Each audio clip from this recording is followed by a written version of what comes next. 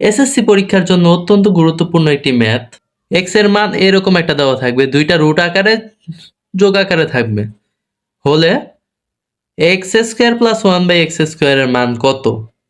তো এটা যদি আমি বের করতে যাই, এই যে ফার্স্টে যে বড় যে সংখ্যাটা থাকবে না, এখানে 5 আছে, এখানে 4 আছে, কোনটা বড়?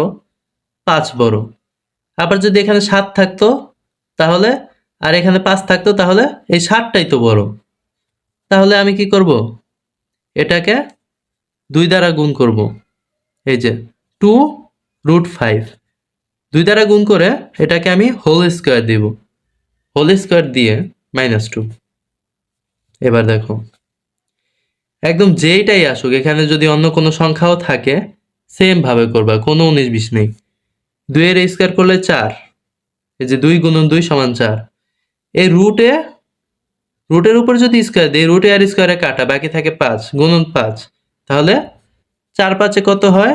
20। 20 না? এবার এখান থেকে কি মাইনাস আছে কি না?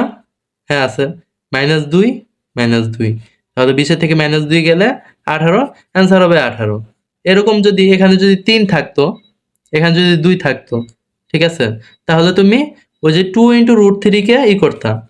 তাহলে আমি যদি ওইটার হিসাবে করি যে x সমান